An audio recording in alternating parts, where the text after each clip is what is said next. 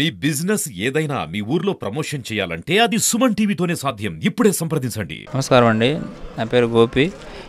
ఇద్వాన్ నగర్ 1వ లైన్లో, సన్నభారత్ నగర్ ఇద్వాన్ నగర్ 1వ లైన్లో గుంటూరులో నిన్న సాయంత్రం 4:30 1వ లైన్ మూల మీద ఉన్న మందిరం ఎదురుగా ఐజాక్ అనే చిన్న పిల్లవాడు సైకిల్ తొక్కుతూ ఆడుకున్నప్పుడు కుక్క పిచ్చెక్కి పిల్లవాడిని మెడ మీద కలిసి వెళ్ళిపోయిందండి.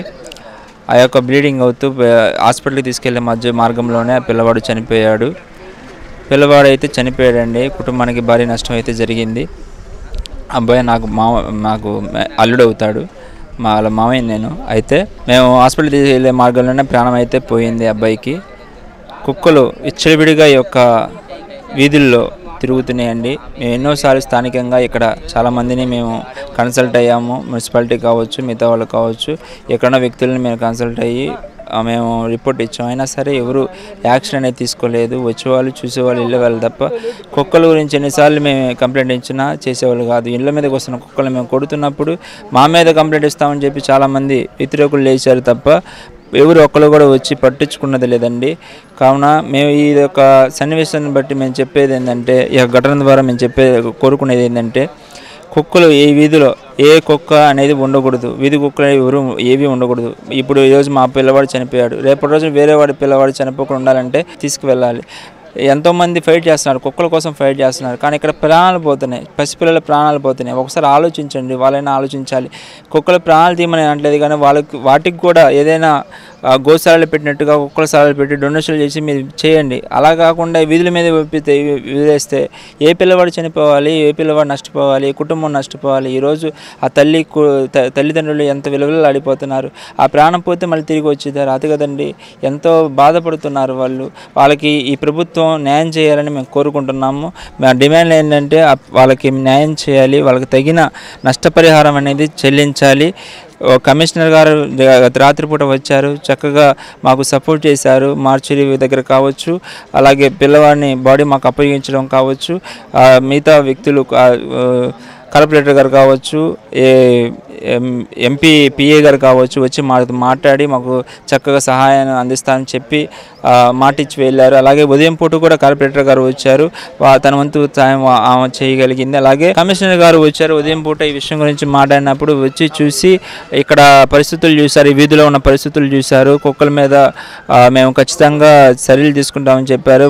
ఉదయం పూట కుక్కల వ్యాన్లు వచ్చి, ఆ వ్యాన్లు వచ్చిన తర్వాత కుక్కలు అనేవి చాలా పట్టుబడ్డాయి. ఆ కుక్కలు చాలా వరకు పట్టుకొని తీసుకుని వెళ్ళారు.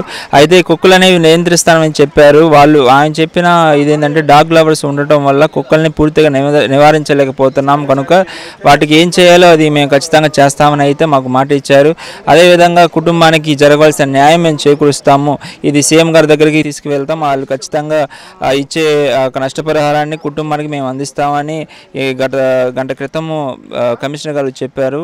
వచ్చి 1 గంట అవుతుంది, ఇప్పుడు వస్తారని మేము అనుకుంటున్నాం. ఖచ్చితంగా వస్తారు, వచ్చి ఆ కుటుంబానికి చేయాల్సిన న్యాయం చేస్తారనుకుంటున్నాం. మేము ఇంకా కోరుకునేది ఏంటంటే కుటుంబానికి పూర్తిగా న్యాయం జరగాలి, కావాల్సిన నష్టపరిహారం అందించాలి. అదేవిధంగా వాళ్ళకి పక్కా ఇల్లు ఇవ్వండి. ఇక్కడ అసలు అద్దెలకు ఉంటున్నారు, వాళ్ళు అసలే ఆటోలు నడుపుకునే ఫ్యామిలీ, పేదరికంలో ఉన్న ఫ్యామిలీ అయితే కాబట్టి మాకు సహాయం చేయాలని కోరుకుంటున్నాం. వాళ్ళకి పక్కా ఇల్లులు ఇప్పించాలని మేము డిమాండ్ చేయగలుగుతున్నాం. అలాగే డబ్బులు ఇవ్వాలని ఎంతో కొంత వాళ్ళు ఆర్థికంగా సహాయం చేయాలని కోరుకుంటున్నాం. అదేవిధంగా ఆ కుర్రవాడు చదువుకున్నాడు కనుక చదువుకు తగ్గ చిన్న ఉద్యోగం ఏదైనా గవర్నమెంట్ సహాయం చేయాలని మేము కోరుకుంటున్నామండి.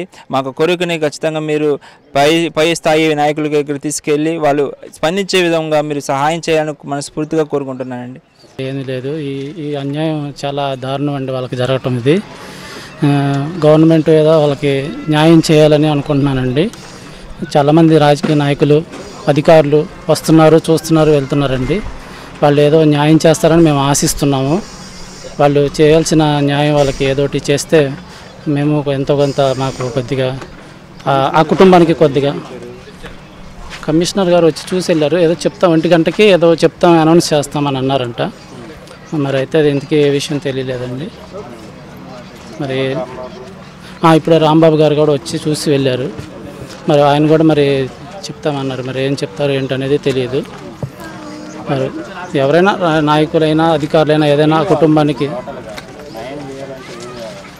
వాళ్ళకి ఏదైనా ఆర్థిక సహాయమో లేకపోతే వారికి ఓన్ హౌస్ లాంటిది ఏదైనా చేస్తే, ఓన్ హౌస్ లాంటిది ఏదైనా ఏర్పాటు చేస్తే వాళ్ళు కొద్దిగా ఏదైనా వెసులుబాటు ఉంటుంది వాళ్ళ కుటుంబానికి అని అనుకుంటున్నాము. వాళ్ళది ఇక్కడేనండి, ఇదే ఊరు, ఇక్కడే ఉంటున్నారు. చర్చి వెనకాలే చిన్న అద్దెకుంటున్నారు, చిన్న గుడిసె లాంటి దాంట్లో.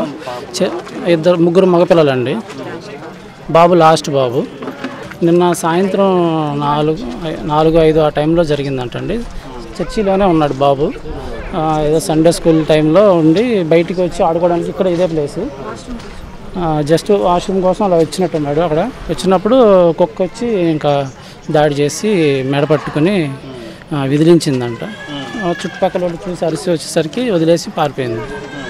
ఇంక వెంటనే తీసుకెళ్ళారు, హాస్పిటల్కి తీసుకెళ్తే అప్పటికే ప్రాణం పోయిందని చెప్పారు.